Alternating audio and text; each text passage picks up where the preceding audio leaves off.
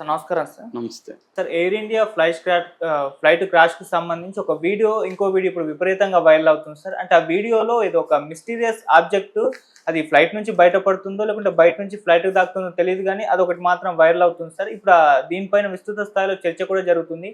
ఏంటా ఆబ్జెక్టు? మరి దీనికి వెనకాల ఏమన్నా కుట్ర కోణం ఉందా అని చెప్పేసి. మొదట దీన్ని పక్షి అనుకున్నారు గానీ, ఆ వీడియో ఇంకో యాంగిల్‌లో చూస్తే అది పక్షి కాదని కూడా తేలిపోతుంది. మరేంటా ఆబ్జెక్ట్? ఆ వీడియో ఎవరు తీశారు? దీనికి సంబంధించి ఎటువంటి ఇన్ఫర్మేషన్? మన బోయింగ్ 787 హైపన్ 8 డ్రీమ్ లైనర్, తర్వాత ఎయిర్ ఇండియా 171 ఈ ఫ్లైట్. సో ఇది జూన్ 12వ తేదీ క్రాష్ అయ్యి అక్కడ దాంట్లో ఉన్న 241 మంది చనిపోయారు. ఒక్క రమేష్ విశ్వరూప్, అతను లండన్ సిటిజన్, 40 ఏళ్ళు, అతను ఒక్కడే బతికాడు. 11A seat. సో ఇప్పుడు ఈ ప్రమాదం ఎలా జరిగిందనే దాని మీద మొత్తం ప్రపంచవ్యాప్తంగా రకరకాల థియరీలు వస్తున్నాయి. ఎందుకంటే బోయింగ్ అనేది కంపెనీ అమెరికన్ది, ఎయిర్ ఇండియా ఇది ఇంటర్నేషనల్ ఫ్లైటు. ఇందులో 53 మంది బ్రిటిష్ వాళ్ళు, 7 మంది పోర్చుగీస్ వాళ్ళు, కెనడియన్ చనిపోయారు.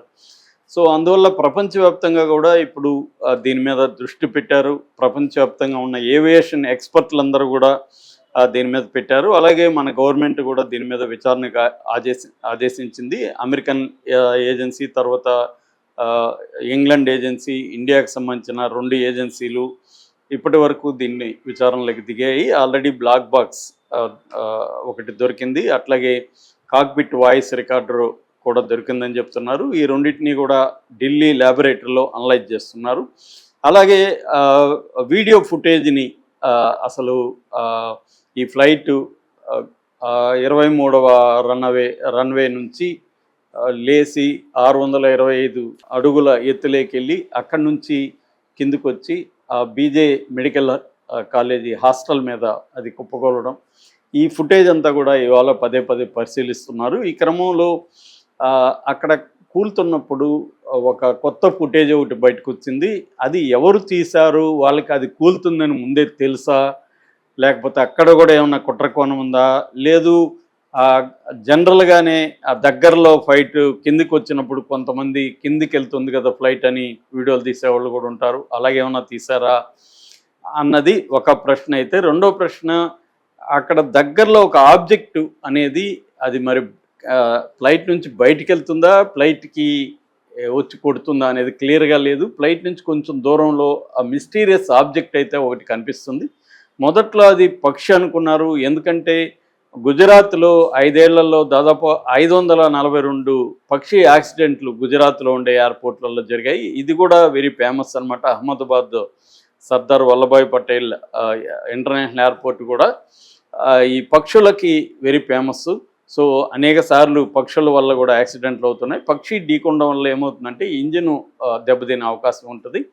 సో ఇవి ఎప్పటి నుంచో జరుగుతున్నాయి కాబట్టి పక్షేమో అని కూడా అనుకున్నారు ఆ ఆబ్జెక్ట్ని. కానీ ఇప్పుడు క్లోజ్గా పరిశీలిస్తుంటే అది పక్షిలాగా లేదు, ఒక రెక్కలాగా ఉంది అని అంటున్నారు. మరి ఈ రెక్క అనేది ఏంటి అంటే విమానం నుంచి బయటికి వెళ్ళిందా ఆబ్జెక్టు, లేదా విమానాన్ని ఢీకొనిందా? విమానం నుంచి బయటికి వెళ్ళిందంటేమో ఇది అప్పటికే ఇది కిందకు వచ్చేసి ఆ ఫోర్స్తో అది పేలిపోతున్న క్రమంలో ఈ రెక్కలు అంటే ఎమర్జెన్సీ డోర్ ఏదైతే ఉందో అది బయటికి వెళ్ళింది అనేది ఒక వెర్షన్ అన్నమాట.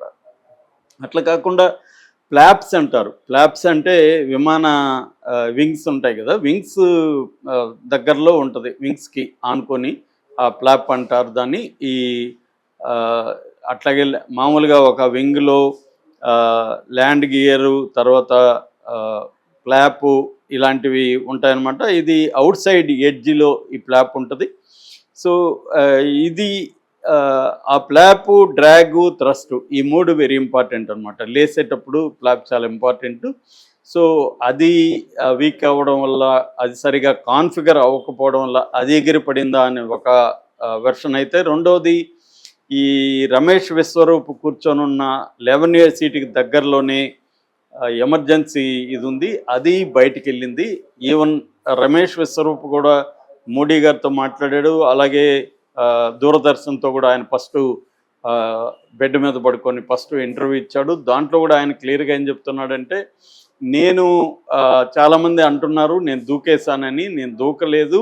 నా సీటు విత్ బెల్ట్ కూడా వేసుకొని ఉన్నాను కాబట్టి నా సీటుతో పాటు నేను కూడా పక్కకి ఎగిరి పడ్డాను. మిగతా వాళ్ళు కూడా అలా పడ్డారు, కానీ వాళ్ళు వాళ్ళ మీద మంటలు కూడా వ్యాపించడం వాళ్ళు కాలిపోయారు. నేను పడిన వైపుగా మంట రాలేదు, అందుకని నేను సేవ్ అయినా. నాకు కొద్దిగా గాయాలైతే తగిలాయి, కానీ నేను సేవ్ అయినా అన్నారు. ఇప్పుడు ఆ వీడియో కూడా విచిత్రంగా ఉంది. అతను సెల్ ఫోన్ కూడా అతని చేతిలో పెట్టుకొని నడుస్తున్నాడు. అతను అసలు ఈ విమానం నుంచి ప్రయాణం ఎక్కడైనా డౌట్ అయితే అందరికీ వస్తుంది, అలాగే నడుస్తున్నాడు అతను. సో దాని మీద కూడా చాలామందికి డౌట్లు వచ్చాయి. దాని మీద ఇంకొక కొత్త విషయం కూడా బయటకు వచ్చింది ఏంటంటే, గతంలో కూడా 11A సీట్లో కూర్చున్న వ్యక్తి ఇలాగే బతికాడు. అతను కూడా ఇప్పుడు వచ్చి చెప్తున్నాడు, నేను కూడా ఒకసారి ఎలాంటి ప్రమాదంలో బతికాను. ఎందుకంటే 11A అనేది సపరేట్గా ఉంటుంది, అది కొద్దిగా హైట్లో ఉంటుంది, రెక్కకి దగ్గరలో ఉంటుంది, ఎగ్జిట్కి దూరంలో ఉంటుంది. ఫుడ్ కానీ అన్ని కానీ చివరిలో వస్తాయి, దానికి కూర్చోవడం కూడా కష్టం, అక్కడ ఇరుగ్గా ఆ లెగ్ స్పేస్ కూడా ఎక్కువ ఉండదు. సో మామూలుగా దాన్ని ఎవరు ప్రిఫర్ చేయరు. కానీ ఇప్పుడు అదే కాపాడింది. ఈయన ఎలా కాపాడిందో నన్ను కూడా అలాగే కాపాడిందని అతను అంటున్నాడు.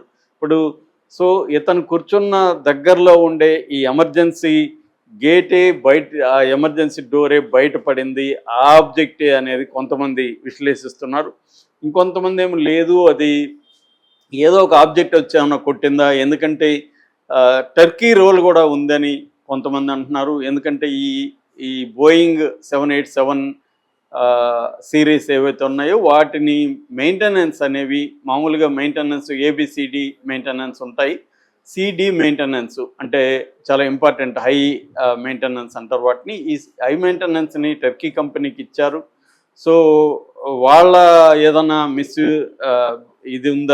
మిస్యూజ్ ఉందా, వాళ్ళ కుట్ర కోణం ఉందా, కాన్స్పిరసీ ఉందా అన్న డౌట్ కూడా చాలామందికి అయితే వస్తున్నాయి. ఎందుకంటే మనం ఇంతకుముందు కూడా ఒకసారి చెప్పుకున్నాం, వాళ్ళు చాలా ఎయిర్పోర్ట్ల గ్రౌండ్ సర్వీసెస్ని కూడా టర్కీ కంపెనీలు చేస్తున్నాయి. అయితే ఈ మధ్యకాలంలో ఓపెన్గా టర్కీ కంపెనీ పాకిస్తాన్కి అనుకూలంగా ఉంది కాబట్టి టర్కీకి సంబంధించిన ఎక్స్పోర్ట్లని మొన్నోళ్ళు ఇంపోర్ట్లని ఎక్స్పోర్ట్లని ఆపేయడం, ఆ తర్వాత టర్కీ వస్తువులను వాడొద్దని ఇక్కడ బాయ్కాట్ చేయడం, టూరిజం కూడా టర్కీకి మన దేశం నుంచి వెళ్ళే టూరిస్టులంతా కూడా ఆగిపోవడం, అట్లాగే కొన్ని కంపెనీలకి టర్కీ కంపెనీలకి ఇచ్చిన కాంట్రాక్ట్ని కూడా ప్రభుత్వం రద్దు చేయడం, ఇంక్లూడింగ్ ఈ ఎయిర్ గ్రౌండ్ మెయింటెనెన్స్, వీటిని ఇదంతా కూడా ఇప్పుడు చర్చలోకి వస్తుంది. అందువల్ల ఈ ఆబ్జెక్ట్ క్లియర్గా తెలిస్తే కొంతవరకు ఇది క్లారిటీ వచ్చే అవకాశం ఉంది అని కూడా అంటున్నారు అన్నమాట.